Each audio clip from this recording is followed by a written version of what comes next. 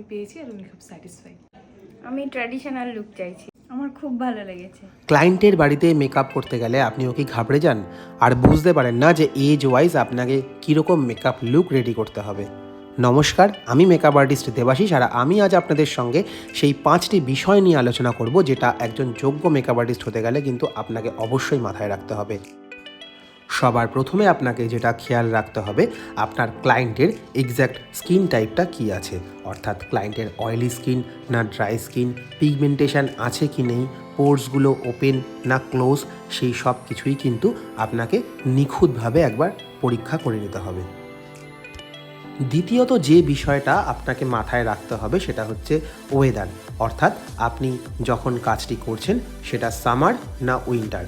তাই আপনাকে ওয়েদার এবং ক্লায়েন্টের স্কিন টাইপ এই দুটো অনুযায়ী মেকআপ প্রোডাক্টস কিন্তু ইউজ করতে হবে, তাহলেই কিন্তু আপনার মেকআপটা লং লাস্টিং করবে এবং দেখতেও ভীষণ সুন্দর লাগবে। এই প্রসঙ্গে আপনাদের একটি ছোট্ট টিপস দিয়ে রাখি, সেটা হলো আপনারা যদি ময়েশ্চারাইজারটি ওয়াটার বেস ইউজ করেন তাহলে ক্লায়েন্টের স্কিন টাইপ এবং ওয়েদার অনুযায়ী কিন্তু আপনাদের বারবার ময়েশ্চারাইজার চেঞ্জ করতে হবে না। ওয়াটার বেস ময়েশ্চারাইজার কিন্তু আপনারা যে কোনো স্কিন টাইপ এবং যে কোনো ওয়েদারে ব্যবহার করতে পারবেন।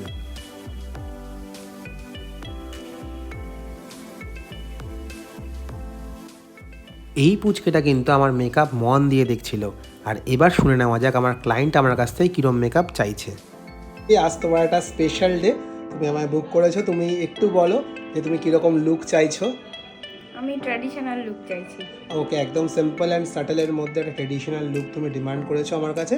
তো দেখা যাক আফটার মেকওভার তোমায় কেমন লাগে। আমার 3 নম্বর পয়েন্টটা কী হবে হয়তো আপনারা এতক্ষণে বুঝে গেছেন।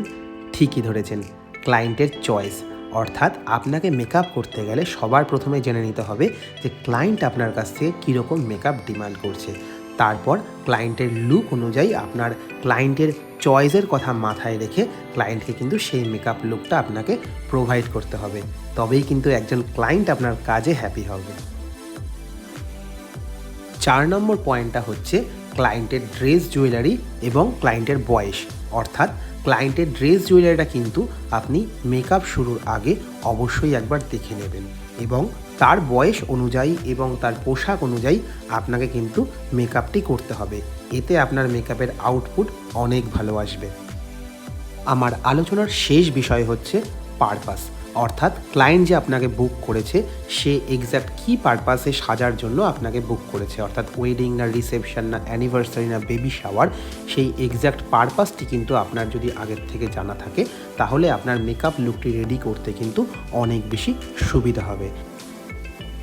দেখতে দেখতে কিন্তু আমার দুটো মেকআপ লুক রেডি হয়ে গেল, আর ক্লায়েন্টরাও কতটা খুশি। এবার শুনে নেওয়া যাক আমার কাছ থেকে মেকওভার করার পর ক্লায়েন্টরা কি বলছে। ওকে, আজ একটা স্পেশাল অকেশনে আমি তোমার মেকওভার করেছি, তো তোমার কেমন লাগলো অ্যাজ এ ফার্স্ট টাইম আমার কাছে মেকওভার করে, একটু বলো। আমি যেমন চেয়েছিলাম ওরকমই মানে মেকওভার পেয়েছি তোমার কাছ থেকে। অ্যাকচুয়ালি আমি তোমার কাছেই ছেড়ে দিয়েছিলাম যে আমাকে একদম নো মেকআপ লুক এরকম একটা সিম্পল মেকআপ করে দিতে, তো একদম সেম ওটাই আমি পেয়েছি এবং খুব স্যাটিসফাইড। পছন্দ হয়েছে তো? একদম। Thank you so much. Okay Mampi, তো তোমার ওভারঅল লুক ডান। কেমন লাগলো তোমার আজকে আমার কাছে মেকওভার, একটু বলো। আমার খুব ভালো লেগেছে। তো তুমি যেরকম মেকওভার লুক আমি চেয়েছিলে যেরকম চেয়েছিলাম ঠিক সেরকমই। ওকে, একটু আইটা ক্লোজ করো, ওকে তাকাও। Thank you. কেমন লাগলো ভিডিওটি অবশ্যই জানাবেন। মেকআপ রিলেটেড কোনো কোয়ারিজ থাকলে আমাকে কমেন্টে জানান। ভিডিওটি ভালো লাগলে একটি লাইক করবেন, আর এরকম আরও অনেক নিত্য নতুন ভিডিও পরবর্তীকালে দেখার জন্য চ্যানেলটি কিন্তু অবশ্যই সাবস্ক্রাইব করতে হবে। প্রত্যেকে ভালো থাকুন, সুস্থ থাকুন। দেখা হবে খুব তাড়াতাড়ি পরবর্তী কোনো ভিডিওতে। নমস্কার।